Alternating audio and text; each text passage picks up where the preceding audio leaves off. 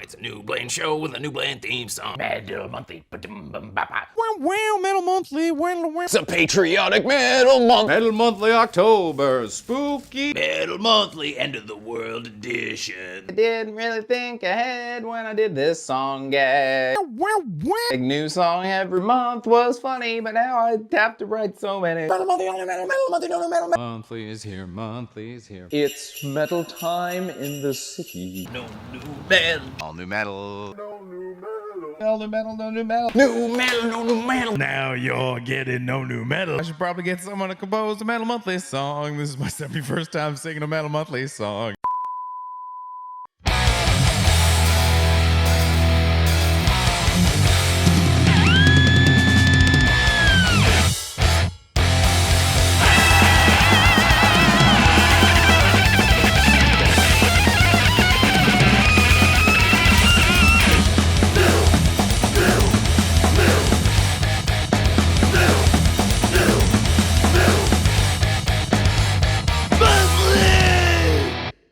Oh my God, welcome to Metal Monthly, and can you believe it? I've been released from my perpetual hell. My show has a theme song, and I don't just have any theme song. I have a theme song written and performed by Andrew "Da God" Lee. What the hell? We love Andrew around here. We support everything he does. Ripped to shreds, just released a record. It's phenomenal. He's got a million other side projects as well. I talk about them on here all the time, so make sure you're supporting Andrew Lee to say thank you for the great work, and just Andrew, I love you. So as I was saying, this is Metal Monthly. If you're new here, you're probably pretty confused. To give you a rundown, I find you the 5 best underground metal albums coming out every single month, as well as running down a list of some of the big or noteworthy releases that you might want to check out. So we'll get to the list, and then from there, just my 5 picks.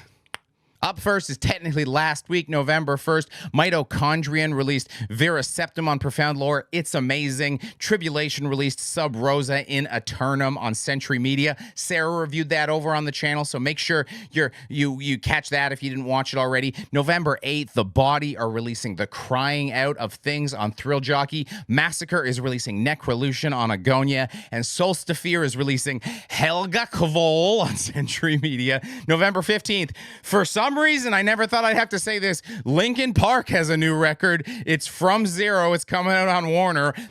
Anyways, Thy Catafleek is releasing 12, bunch of words I don't know how to say on Season of Mist. November 22nd, you have Defeated Sanity releasing Chronicles of Lunacy on Season of Mist. Opeth is releasing The Last Will and Testament on Reigning Phoenix. And November 29th, you've got Bedsore releasing Dreaming the Strife for Love on $20 spin. That's out of the way. Let's get to my 5 picks for the best of the underground. Up first, the record I've been jamming the most is Inverted Cross, Eternal Flames of Hell on Helldprod Records. That's convenient. November 29th.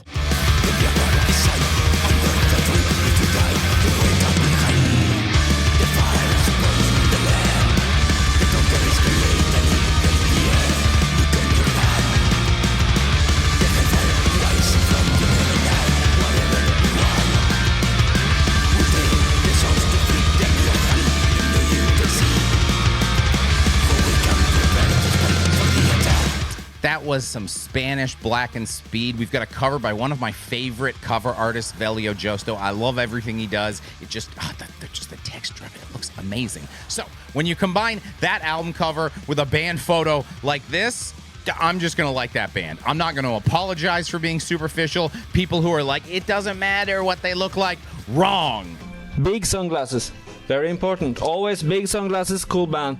It's pretty hard to mess up Black and Speed metal. It's even harder to do something original in Black and Speed metal, though. But these guys have really carved out a unique sound, from having a track where little 3-second guitar solos keep interrupting the verse to crazy drum pummelings cutting in with roto-tom goodness. Hell, we even get wacky bass lines in here. This band didn't need to try nearly as hard as they do to get in this spot, but they did anyways. They knocked it out of the park, and unless something changes with December, which is highly unlikely because it's December, this might be my favorite Black and Speed record of the year. It's amazing. Up next, it's Stenched, Purulence Gushing from the Coffin on Saco and Ojo Records, coming out November 19th.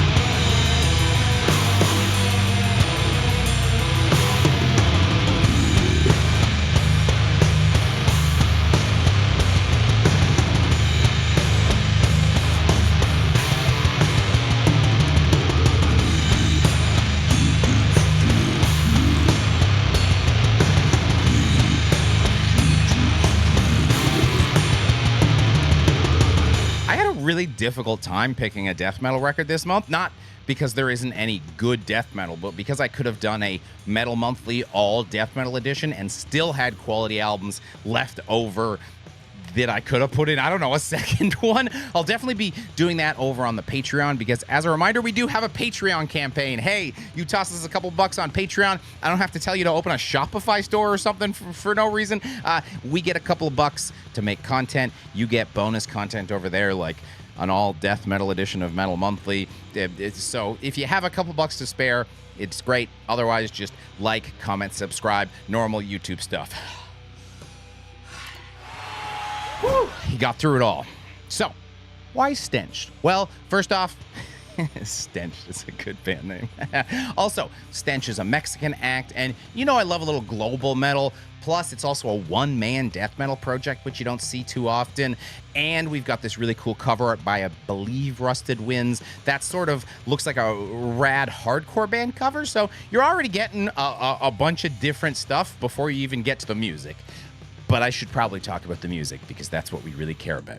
This is some great smothered death metal. The vocals are crazy low and just buried in the mix. There's a fantastic haze over everything. It's almost like a black metal treatment for death metal, but not like a one-to-one, like a death metalized version of what makes black metal sound good. Almost like atmospheric death metal. You know, I love hanging out on that border between death metal and death doom, which is a little weird because death doom is a border in and of itself. It literally has a border in the genre name. Anyways, my favorite death metal is almost death doom death metal. This is almost death doom death metal, so I love it, and I hope you do too. From there, we go to Faüst, Death Galore on Doomentia Records, coming out November 15th. Conscious again, trapped in the dark. Every putrid air makes me calm. Unable to move, so weak I confused. My mind wonders, what is this wooden?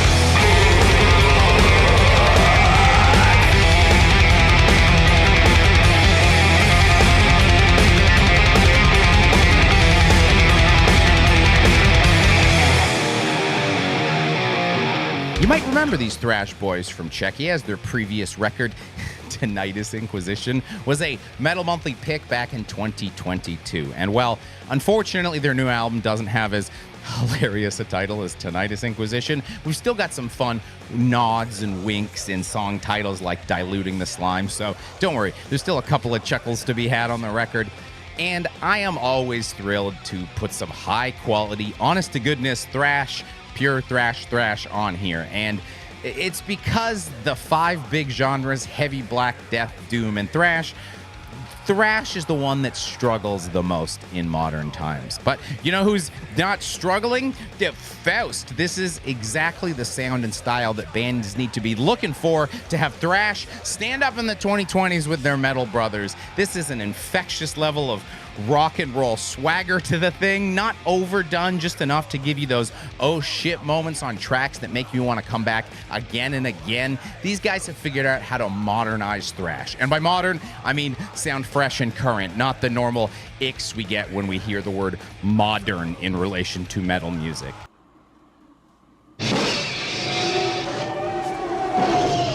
Moving on, we've got Auriferous Flame, The Insurrectionist and The Caretaker on True Cult Records, coming out November 8th.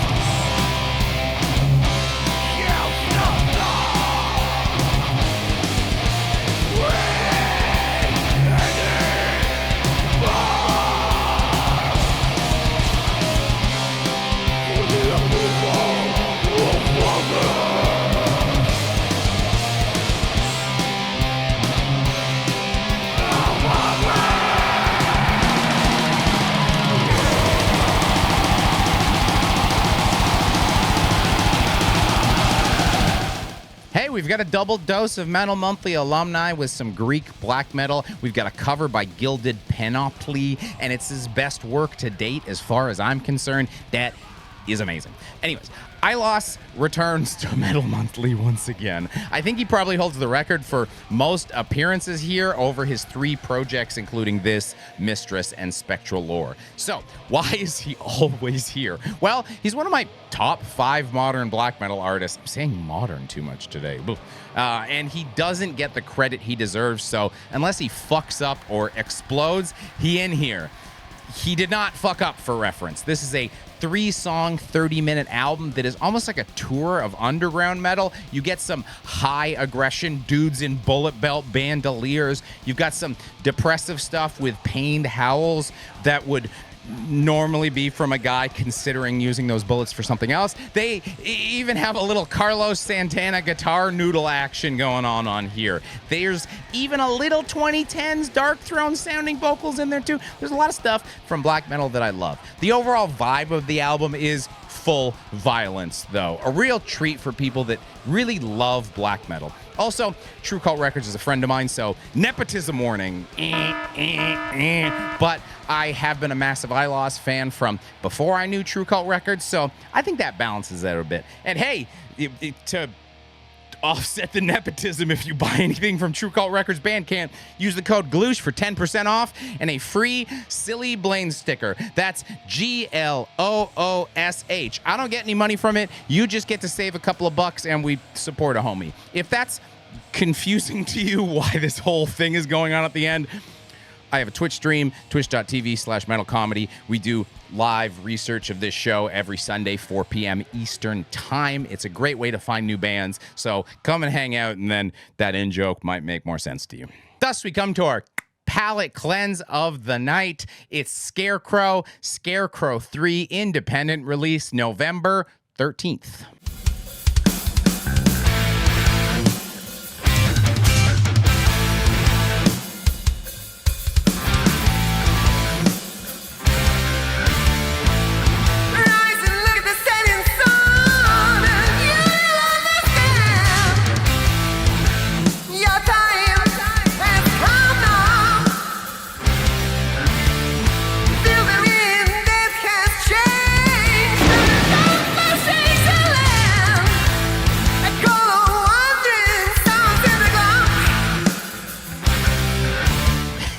Our palette cleanse is a Russian progressive doomy rock independent release. What the hell?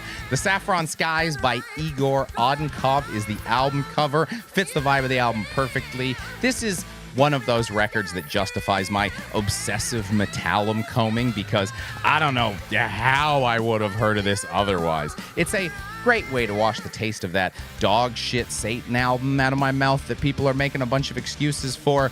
Worst Satan album ever. Well, actually, that sounds wrong. The only bad Satan record ever. That's more accurate. Anyways, the vocal performance by Artem Nicotine? Damn, Russian's so gnarly they're giving cigarettes his last name.